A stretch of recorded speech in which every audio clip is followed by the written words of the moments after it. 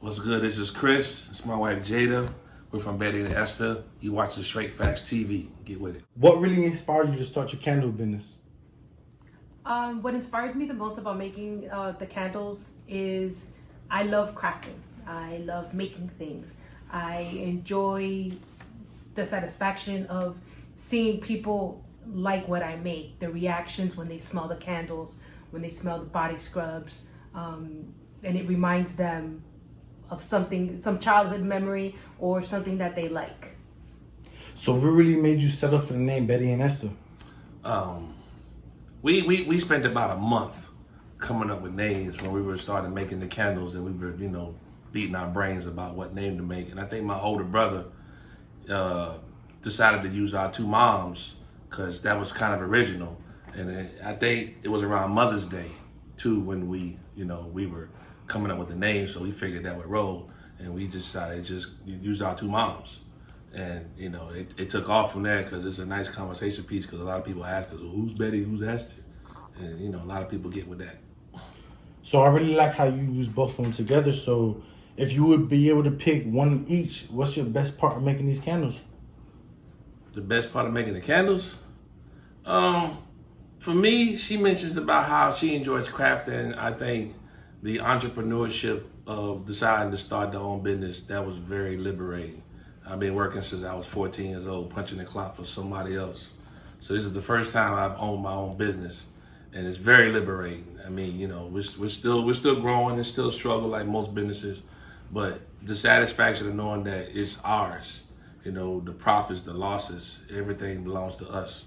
It's that independence, that liberation that most small businesses have, and that's what I enjoy by doing it. What do you like about the business? I like doing something that I like. I like crafting. I like creating stuff. And that's the best part about it. I don't have to follow somebody else's rules. They're my rules, how I want to do it, when I want to do it. And that's the best part about it. So being that you make candles and you make homemade candles and synthetic candles, what is your candles really made out of? The candles are made with natural soy wax. The wax it's American grown. They're from American farmers, so they're straight from here. So we're supporting locally the farmers that are around the area. The scents are all made with an essential oil blend. It's all natural. Even the wicks are natural. The wicks are made with 100% cotton wicks. We don't use any color in our candles unless somebody requests it, just because it gives it a natural look to the candle. So right now you own your own business. What's one of your most popular scents? Right now, our most popular scent is the Citrus Delight. Citrus Delight. Why so? I don't know. That fragrance there, it's not too sweet.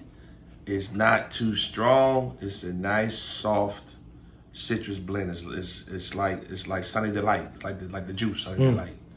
It smells clean and sweet. But it's not overpowering. The sweet is not overpowering. Every time someone smells that and they're always looking for a sweet fragrance, they smell that and their eyes get real big, and we always run out of that fragrance. And so is the orchid and sea salt. Oh, that's my it's a spa fragrance. Oh, yeah, I like so that. It's like really, I like to say that it smells creamy. People look at me crazy when I say that, but it smells creamy. Like you could smell it and you could just smell lotion in the candle. It's definitely a spa You said it's fragrance. called what? Sea salt and orchid. Well, what's the mixture of the sea salt and orchid that you make? It's a blend. It's Secret blend? It's a secret blend. They're all essential oils. It's a secret. I ain't gonna give my secrets away. Well, where can everybody find your candles at? If they want to purchase something right now, what link could we put? You gotta press down over here, down. You can find us on Instagram. We're at Betty and Esther on Instagram. You'll see all our selections of candles that we have there. You can, The link to the online store is in the bio. Is on the bio. It's squareup.com/store/BettyAndEsther, but that's on the Instagram. You could go straight to the website if you want. We're also on Etsy. If you go to Etsy, is the candle store room on Etsy. Candle room store. Or the candle room store. All right, so how was it in the business when you guys first started? We started like everybody else that most people do crafting. They make products for families and friends, and it took off from there. We had some homeboys down in Miami that did parties, and shout out to the Godfathers, by the way. And they invited us to have a booth at their parties. Every month they had a party, and we was invited to the party, and we had a booth, and a lot of people came out, and we actually did pretty good. But our first major break was the city of Davie invited us to have a booth at the rodeo, the 87th annual rodeo, and we had a booth. And I think a lot of people saw what we were doing, and I think people took us seriously from that point on.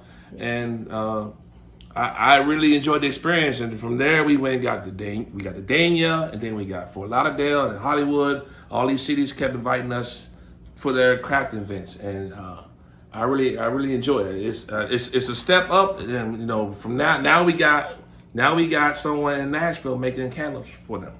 So what's your opinion about the whole candle thing? Like he said, we started out doing events, little events here, here and there. I want to say maybe about a year into it, that's when we started getting a lot of events where we were actually doing anywhere between 2 to 3 events per month. And then it started building little by little. More people started getting to know us.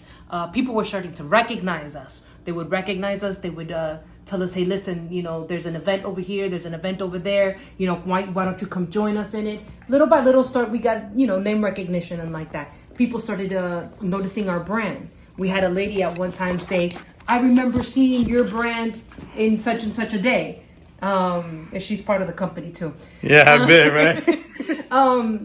She remembered her daughter in Orlando had one of our candles, and she remembered our label, our logo with both our moms on it, and that made us think, we can take this a step further, and we can actually make this a legit business, and start selling online, and start reaching out to more people.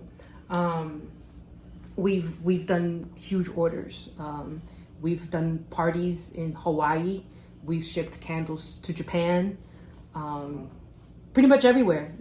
As long as it gets us exposures out there. The candles. Okay, because I bothered him for a whole year. To buy me a kit. All I wanted was a kit to make some candles. Started out with a damn kit. It cost like $50.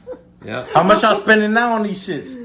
Ooh, it depends on the size of the orders that we have. The last order I did was $400. $400 for your biggest one or the last one? The last one. What's the biggest one? Like $700. That damn melter.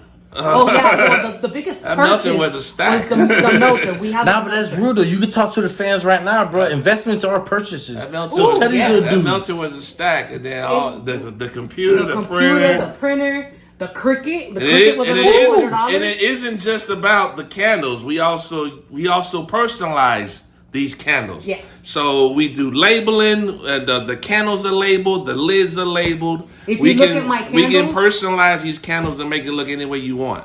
If you look at my candles, I take the time to personally decorate each tin. Each tin has a ribbon. The ribbon matches whatever scent is inside the candle. So I take my time, I decorate it, I make sure that the candle matches not just the scent, but it matches the label. And I want it, when you buy it and take it home, this is going to be part of your home decor. It's going to be part of your home. You can put it on the table and it's going to look nice. It's going to stand out. You go to the store sometimes and you see these candles, they smell really nice, but it's got a cheesy label in the front. And I didn't want that for my candles. I didn't want to be like everybody else. I wanted my candles to stick out. Yeah. So I decided to ribbon them, put ribbons around them, decorate them, burn the hell out of my fingers, sticking stuff through the ribbons. But yeah, that's why I started, because I wanted to make something pretty. So this is where we do all of the candles. Right here, part of the candles that we make them into glass containers. So what we do is I repurpose liquor bottles, wine bottles, champagne bottles. We cut the glasses, or he cuts the glasses, because I don't cut anything. I'll probably cut an eyeball out. We cut the glasses, and we have the coat ones upstairs, and we put candles in it. Sometimes we keep the labels if they're nice, if there's something that's worth keeping, like the Remy bottle over there. Those will keep the labels. We'll put the candle in there. If not, labels come off. We put our own. This is the melter. This is where it holds all our wax. This holds about 60 pounds worth of wax. That's my little workstation right there. Those are all the You see a little ribbons. graffiti on them. These are all natural essential oil blends. We got Plumera right here. We got this is that thing. That's that citrus right there we was telling you about. We you see how big that bad boy is compared to the rest of them that we use. We have to order this size quantity because we make that many citrus candles. Over here is where we pour all the candles. And as you can see, we've been working on the whiskey bottles here. Check that out. Check that out. That's gonna be the next project right there. Anybody looking for that Remy? VSOP. VSOP. Woo. That's gonna be the next one right there.